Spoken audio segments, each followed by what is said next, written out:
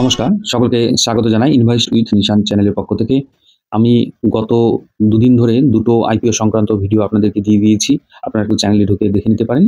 আমরা জানি যে আগামী ৩ তারিখ থেকে ৫ তারিখ পর্যন্ত ৩টে আইপিওর অ্যাপ্লিকেশন পর্ব ওপেন হতে যাচ্ছে।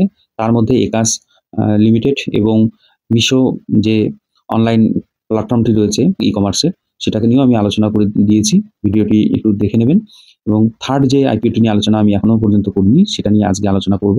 সেটা হচ্ছে বিদ্যা ওয়্যারস যে কোম্পানি, তার আইপিও কিন্তু ঠিক ওই ডেটেই ৩ থেকে ৫ তারিখের মধ্যেই অ্যাপ্লিকেশন পর্ব চলবে। সেখানে আপনারা অ্যাপ্লিকেশন যারা করতে চান করতে পারেন। এটা আপনাদের অ্যানালিসিসের উপর কিছুটা ডিপেন্ড করবে। আজকে যে ভিডিও করছি তার উদ্দেশ্য হলো এই কোম্পানিটার বিভিন্ন ডিটেলস, মানে কোম্পানির যাবতীয় কাজকর্ম, কী ধরনের প্রোডাক্ট এবং কোন কোন সেক্টরে এদের কাজে দেয় সেটা নিয়ে আলোচনা করব। তার সাথে সাথে আইপিও ডিটেলস কী রয়েছে সেটা নিয়ে আলোচনা করব এবং শেষে আমরা আইপিওতে অ্যাপ্লিকেশন করব কিনা সেটা নিয়ে কি আমার কনসেপ্ট বা আপনাদের কি করতে পারেন সেটার উপর কিছু আলোচনা রেখে আমি ভিডিওটি শেষ করব। তো এখানে এই যে কোম্পানিটাকে নিয়ে আলোচনা করতে যাচ্ছি সেটা হচ্ছে বিদ্যা ওয়্যারস। এই কোম্পানিটির ৬,৪০০ রকমের কিন্তু প্রোডাক্ট রয়েছে। কী ধরনের প্রোডাক্ট? বিভিন্ন বাইন্ডিং এবং কন্ডাক্টিভিটি প্রোডাক্টসের উপরও কাজ করে। এরা মেইনলি ডিল করে কপার এবং অ্যালুমিনিয়াম ওয়্যারের উপরে। এবার এই কপার এবং অ্যালুমিনিয়াম যে ওয়্যারগুলো হয়, সেগুলো কোনো সময় ন্যাকেড থাকে, ওপরে কোনো কভার থাকে না, কোনো সময় পেপার ইনসুলেটেড থাকে, এনামেল ইনসুলেটেড থাকে এবং কিছু কপার এবং অ্যালুমিনিয়াম স্ট্রিপস এরা তৈরি করে। এই যে এদের ভাস্ট রেঞ্জের যে প্রোডাক্টগুলো আছে বিভিন্ন থিকনেসের হয়, 0.07 থেকে একদম 25 পর্যন্ত কিন্তু থিক স্ট্রিপস এরা তৈরি করে। ওয়্যারও বিভিন্ন রেঞ্জের কিন্তু মাপের এরা তৈরি করে থাকে। এদের যে বিভিন্ন যে ওয়্যারসগুলো আছে সেগুলো কিন্তু বিভিন্ন সেক্টরে কাজ, যেমন power distribution system, transmission system, বিভিন্ন যে বৈদ্যুতিক মোটর আছে, বিভিন্ন যে ম্যাগনেটিক ওয়্যারগুলো প্রয়োজন হয় ম্যাগনেটের, সেগুলো বিভিন্ন রকমের যে সাবমার্সিবল পাম্প, যে ট্রান্সফর্মারগুলো তৈরি হয় তার ক্ষেত্রে কিন্তু এই ওয়্যারগুলো কাজে লাগে। আমি একটু ইমেজে আপনাদেরকে দেখানোর চেষ্টা করলাম, আপনারা এখান থেকে দেখে নেবেন কী ধরনের প্রোডাক্ট এরা তৈরি করে। তার সাথে সাথে কিন্তু এদের যে তৈরি প্রোডাক্টগুলো কোথায় ব্যবহার হয়।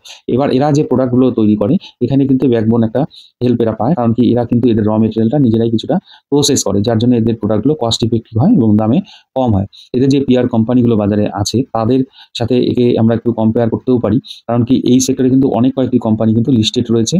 তার মধ্যে এর যে পিই আছে, পরবর্তীতে মধ্যে পিই কিন্তু খুব কম, ১৯ কোটির পিইতে কোম্পানিটা কিন্তু মার্কেটে লিস্টিং হতে যাচ্ছে। সুতরাং এই কোম্পানিটা ভ্যালুয়েশন অনুসারে একটা ঠিকঠাক জায়গায় আছে। এবার আমরা এর বিভিন্ন যে বিষয়গুলো থাকে আইপিও সংক্রান্ত সেগুলো একটু দেখে নেওয়ার চেষ্টা করি। এর প্রথম যে অ্যাপ্লিকেশন ডেট চালু হচ্ছে বা অ্যাপ্লিকেশন করা হচ্ছে সেটা ৩ তারিখ। আগেও আমি বললাম ৩ তারিখ থেকে ৫ তারিখ পর্যন্ত চলবে এবং এর অ্যালটমেন্ট ডেট কিন্তু হচ্ছে ৮ তারিখ, রিফান্ড হবে ৯ তারিখ, ডিমাট ট্রান্সফার ৯ তারিখ, লিস্টিং ডেট হচ্ছে ১০ই ডিসেম্বর যেটা বুধবার। এর আইপিও ডিটেলসের মধ্যে ইস্যু সাইজ কিন্তু রয়েছে ৩০০ কোটি টাকার মতো, 300.01 ক্রোর। তার মধ্যে ফ্রেশ ইস্যু রয়েছে ২৭৪ কোটি এবং অফার ফর সেল রয়েছে 26.01 ক্রোর এবং মার্কেট ক্যাপ কিন্তু খুব কম দেখাচ্ছে, সেখানে হচ্ছে ১১০৬ কোটি টাকার। এবার লিস্টিং হওয়ার পরে মার্কেট ক্যাপ বেড়ে যেতে পারে, কারণ কি এটা বুক বিল্ডিং টাইপ আইপিও রয়েছে। এখানে ডিমান্ডের উপর ডিপেন্ড করবে লিস্টিং গেইন কতটা হতে পারে বা লিস্টিং নেগেটিভও হতে পারে। এটা কিন্তু সম্পূর্ণ ডিপেন্ড করবে ডিমান্ডের উপর, কী ধরনের সাবস্ক্রিপশন হয় তার উপরে কিন্তু ডিপেন্ড করে। সেই জন্য এটা book building type IPO. NSE, BSE দুটো জায়গাতেই এর কিন্তু লিস্টিং হচ্ছে এবং আইপিও শেয়ার রিজার্ভেশন যদি আমরা একটু দেখে নিই তাহলে দেখতে পারবো যে এখানে রয়েছে অ্যাঙ্কার ইনভেস্টার 30%, কিউআইবি কোটা রয়েছে 20% এবং এনআইআই কোটা রয়েছে 15%। তার মধ্যে হলো যাদের ১০ লাখ টাকার ওপর ইনভেস্টমেন্ট তাদের জন্য রয়েছে 10% কোটা এবং যাদের ১০ লাখ টাকার নিচে ইনভেস্টমেন্ট হবে তাদের হচ্ছে 5% কোটা এবং রিটেলদের জন্য মানে আমাদের জন্য রয়েছে 35%। এখানে কিন্তু অনেকটাই রয়েছে, কিন্তু ইস্যু সাইজ ছোট হওয়ার জন্য এখানে কিন্তু সাবস্ক্রিপশন যদি হয় ভালো রকমের তাহলে কিন্তু কয়েক গুণ সাবস্ক্রিপশন হবে এবং এর যে আইপিও পাওয়ার যে চান্সেসটা সেটা অনেকটাই কম থাকবে। এবং এখানে ফিনান্সিয়াল যদি আমরা দেখি সবকিছুই বেড়েছে, প্রত্যেকটি ইয়ারেই কিন্তু বাড়িয়ে গেছে। এখানে এই যে গত যে দুটো ভিডিওতে আমি দুটো ভিডিও আইপিও নিয়ে আলোচনা করেছি তার মধ্যে এই আইপিওটাকে দেখতে পাচ্ছি প্রফিট আফটার ট্যাক্স এরা কিন্তু প্রত্যেকটি ইয়ারেই কিন্তু পজিটিভ দেখিয়েছে। এটা একটা ভালো সাইন এখানে, অর্থাৎ এখানে সেলস এবং প্রফিট যদি আমরা দেখি বা অ্যাসেট যদি দেখি, সেলসের ডাটা যদি জানি, অ্যাসেট যদি দেখি যে প্রত্যেক বছর কিন্তু বাড়িয়েছে। এই রেভিনিউ যেটা সেলস বলছিলাম, রেভিনিউও দেখবেন প্রত্যেকটি বছর বাড়িয়েছে এবং এর রিজার্ভও তার সাথে সাথে বেড়েছে এবং বোরোইং কিন্তু বেড়েছে। এবার এরা আইপিও আনছে, এবার সেখান থেকে যে টাকাটা যদি বোরোইং কিছুটা শোধ করে দেয়, লোন যদি কিছুটা শোধ করে দেয়, সেইখানেও কিন্তু একটা মার্জিন গ্রোথ করতে পারে। এবার এই যে কোম্পানিটি রয়েছে এর কিন্তু মডারেট মার্জিন কিন্তু ক্লেম করছে, বেশি কিন্তু মার্জিন নেই, এটা একটু নেগেটিভ।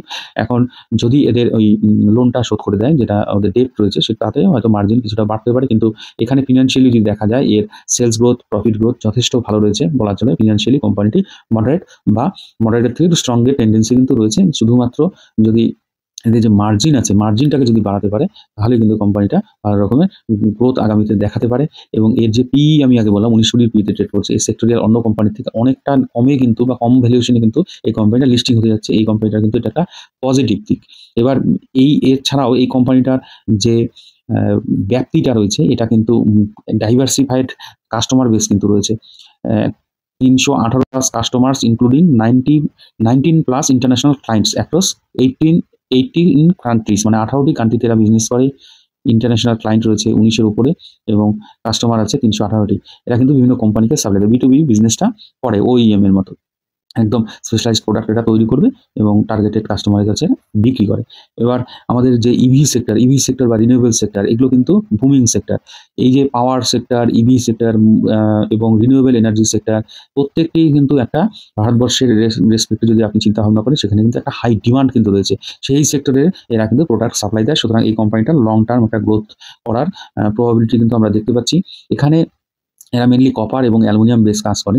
এখানে আমরা যেটা রিস্ক যদি দেখি, রিস্ক দেখতে গেলে পরে দুটো রিস্ক আমার কাছে চোখে পড়ছে। সেটা হচ্ছে কপার এবং অ্যালুমিনিয়ামের যে প্রাইস, সেটার ভোলাটিলিটির ওপর কিন্তু এই কোম্পানির কোয়ার্টার আফটার কোয়ার্টারে দেখবেন প্রফিট বা সেলস অনেকটা ওঠানামা করবে। অর্থাৎ বটম লাইন যেটা কোম্পানির প্রফিট বা ইনকাম যেটাই বলেন, সেই জায়গায় কিন্তু একটা রিস্ক থেকে যায় যে এই ভোলাটিলিটিটাকে অ্যাবজর্ব করতে পারবে কিনা। এবং এখানে যে ধরনের প্রোডাক্ট নিয়ে এরা ডিল করে, সেখানে কিন্তু প্রচুর ক্যাপিটাল এক্সপেন্ডিচার প্রয়োজন, অর্থাৎ ক্যাশ দরকার। সেখানে কোম্পানির ক্যাশ ফ্লোর দিক থেকে একটু হলেও কম আছে, যেটা আগামীতে যদি কোম্পানি ওই ইন্টারেস্ট পেয়ে বন্ধ হয়ে যায়, তখন এদের হাতে অটোমেটিক কিন্তু ক্যাশ ফ্লো থাকতে বাধ্য হবে, যদি এরা ঠিকঠাক মতো কাজ করতে পারে এবং ক্যাপেক্স করে যায় এবং তার সাথে সাথে ক্যাশ ফ্লো যদি বাড়াতে পারে, তখন কিন্তু এদের বিভিন্ন যে অর্ডারগুলো পাবে সেগুলো এক্সিকিউট করা খুব সুবিধা হয়ে যাবে। সেই জায়গায় দিয়ে একটা ভবিষ্যতের এক্সপেক্ট করা যায় যে এটা একটা গ্রোথ দেখাতে পারে। তো এই ছিল কোম্পানিটির ডিটেলস। এখানে কিছু ইস্যুস তো থাকবেই যে কোনো একটি আইপিও যখন আসে। তো সুতরাং আইপিও অ্যাপ্লিকেশন করার আগে প্রথমে পরিষ্কার করে নেওয়া উচিত আমি কেন অ্যাপ্লিকেশন করছি, লিস্টিং গেইনের জন্য করছি কি লং টার্ম হোল্ডিং এর জন্য করছি। তখন কিছু কিছু জিনিস দেখতে হয়। প্রথম কথা, যারা লিস্টিং গেইনের জন্য করবেন তারা অবশ্যই জিএমপি দেখবেন। জিএমপি যদি ভালো থাকে, তখন সেই জায়গায় বুঝতে হয় যে কোম্পানিটার ডিমান্ড আছে, যদিও জিএমপি কোনো অফিসিয়াল ডাটা নয়, জাস্ট খালি এখান থেকে একটা ধারণা নেওয়ার জন্য কথাটি আমি বললাম। তারপরে বিভিন্ন যে ব্রোকারেজ বা অ্যানালিস্ট থাকে, তাদের রেটিংটা একটু দেখার চেষ্টা করবেন যে এরা কি বলছে। যেমন এখানে দুটো সংস্থা থেকে আমি ডাটা পাচ্ছি, ভেঞ্চার সিকিউরিটিজ বলেছে সাবস্ক্রাইব এবং এসবিআই সিকিউরিটিজ বলেছে subscribe for long term investment. এখানে এই দুটো অর্গানাইজেশন যখন বলে এরকম বড় বড় দুটো অর্গানাইজেশন, তখন কিন্তু এখানে একটা পজিটিভ দিক আমরা আশা করতেই পারি। এরপরে আর কি দেখবো যে অ্যাঙ্কার লিস্টের মধ্যে কারা রয়েছে। এবার অ্যাঙ্কার লিস্ট যদি ভালো থাকে, তখন বুঝবেন যে বড় বড় ইনভেস্টার এখানে কিন্তু ইনভেস্ট করছে। সুতরাং সেখানে তারা পজিটিভ কিছু দেখেছে, না হলে বড় বড় ইনভেস্টার যারা খুব চুলচেরা বিশ্লেষণ করে ইনভেস্ট করেন, তারা কিন্তু ইনভেস্ট করতো না। এবং টোটাল যে সাবস্ক্রিপশন রেট, দুদিন আইপিও অ্যাপ্লিকেশন পর্ব চলার পরেই কিন্তু আপনারা বুঝতে পারবেন যে সাবস্ক্রিপশন কী হারে হচ্ছে। সে প্রথম দিনে অনেক আইপিওতে দেখা যায় যে 100% সাবস্ক্রাইব হয়ে যায়। সেই জায়গায় দাঁড়িয়ে এই কোম্পানিটার কীরকম সাবস্ক্রিপশন হয় সেটা একটু আপনারা মনিটর করতে পারেন, দেখে তারপরে কিন্তু সিদ্ধান্তটা নেওয়া উচিত। সর্বোপরি এখানে বর্তমানে যে জিএমপিটা আমরা দেখতে পাচ্ছি, জিএমপি কিছুটা বেশি থাকলেও এখন কিন্তু কমেছে। কিছুদিন আগে আমি দেখেছিলাম, 2 দিন আগেই 15%-এর মতো, এখন কিন্তু আমি দেখতে পাচ্ছি 11%-এর মতো। সেখানে এখন জিএমপিটা আবার কমতে শুরু করেছে। এবার কিছু কিছু ব্যাপার কি থাকে, মার্কেটের সেন্টিমেন্টের উপর ডিপেন্ড করে। গত দুদিন মার্কেটের যে সেন্টিমেন্ট, সেই অনুসারে কিন্তু এখানেও কিন্তু জিএমপি আস্তে আস্তে কমতে শুরু করে দিয়েছে। তাই জন্য আমি বলবো আপনারা যারা অ্যাপ্লিকেশন করবেন, তারা কিন্তু লাস্ট ডেটে অ্যাপ্লিকেশন করাই ভালো। কারণ কি তার আগে কি হয়, মার্কেট কোন দিকে যায়, কি পরিস্থিতি থাকে, ম্যাক্সিমাম সেই জিনিসটা আপনারা কিন্তু দেখে নেওয়ার সুযোগ থাকে যখন লাস্ট ডেটে অ্যাপ্লিকেশন করেন। তবে এই কোম্পানিটির পি রেশনে গুড ভ্যালুয়েশনে যাচ্ছে লিস্টেড হতে, সেই জিনিসটা মাথায় রাখবেন। এর কিন্তু ফিনান্সিয়াল আমি ভালোই স্ট্রং দেখতে পাচ্ছি, শুধু খালি প্রফিট মার্জিন যদি দেখেন সেই জায়গাটায় একটু আমি নেগেটিভিটি দেখতে পারলাম। অন্যান্য আইপিওগুলোর থেকে মোটামুটি ফিনান্সিয়াল আমার কিন্তু মডারেট মনে হলো এবং ওকে ওকে রয়েছে, ভ্যালুয়েশনও একদম ওকে ওকে রয়েছে, যেটাও আপনার দেখার বিষয় ভ্যালুয়েশনটা। সুতরাং আপনারা এখানে আপনাদের রিস্ক, আপনাদের অ্যানালিসিস অনুসারে সিদ্ধান্ত নেবেন।